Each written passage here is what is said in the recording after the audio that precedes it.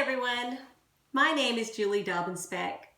In our video today, I would like to take just a few minutes to share with you how Vince and I came up with the story, Where Did My Brain Go? I would also like to explain to you the very, very important purpose for this book. In a nutshell, Vince and I wrote the story, Where Did My Brain Go? To provide an emotionally safe framework to be able to talk with children about attention challenges.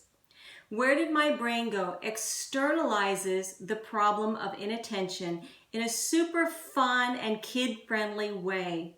So there's no shame, there's no blame, there's no tearing down. It's very safe. And Where Did My Brain Go? Also normalizes the challenge of inattention. That, hey, this is something we all struggle with. So it provides a great way to talk with children.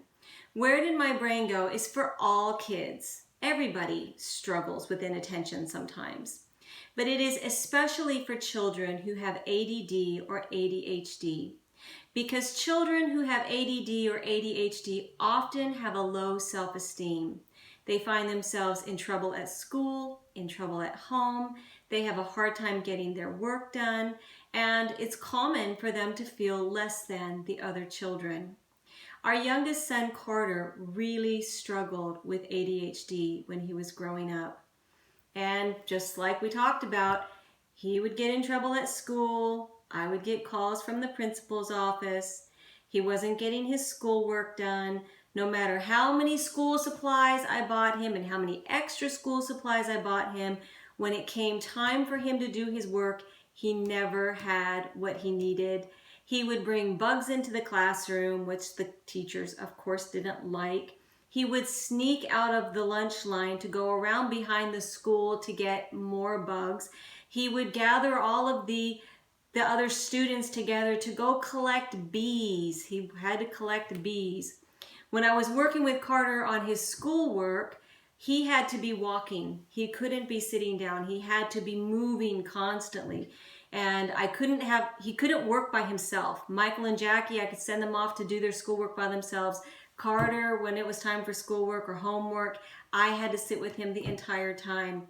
And I can remember on several occasions when he was doing math that he would get the Jeopardy song going and he would say, do, do, do, do, do, do, ding, for every single math problem.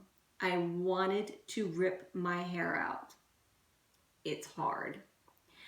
Well, I can also remember on several occasions when Carter was growing up that he came to me and he told me, he said, Mom, I'm not like Jackie and Michael. I'm not smart like they are. And each time my response to him was the same. I always told him, someday, Carter, when you learn how to listen and follow directions, you're going to be amazed at how smart you are and what you can do. Well, Carter's all grown up now. He's a father. He's a school teacher himself, and he's doing great. But he really had a tough time when he was growing up. As a first grade teacher, I had many Carters in my classroom. Children who had an incredibly difficult time sitting in their seats. They were distracted all the time. They had a hard time getting their schoolwork done. And I was always grateful that I had Carter in my life to teach me, to prepare me, so that I would better understand those children and the challenges that they faced. And I knew firsthand the challenges that the parents faced trying to help their children. And so I understand the challenges that go with ADHD from a parental side and also from a teacher's side. I get it. And the goal of this book is to provide a safe way to talk with kids about ADHD, ADD, attention challenges, anything in a general way. Now, after Carter graduated from high school, I went back to school and I got my master's in marriage and family therapy. Once I was licensed, I spent some time working in the schools, in the elementary schools, as a military family life counselor. I worked with military kids to provide outreach and support. And a part of what I did was we had lunch bunch groups where I would meet with kids at lunchtime to talk about what was going on with school and to see how I could help them. And I began to notice that some of my students were missing their groups quite a bit. And I would ask them, where were you today? We really, really missed you. We miss you when you're gone. And it was always the same. It had to do with inattention, that either they were talking and playing in class, or they didn't get their schoolwork done for one reason or another. And it was just a common theme. And so I came up with this idea of talking with the kids about a problem that I have. And I would tell them, boys and girls, I have a problem and I'm wondering if you could help me. You see, every day I come to work and I'm determined to do my work, but next thing you know, my brain wanders off and I have a super hard time paying attention and getting my work done. Do any of you ever have this difficulty?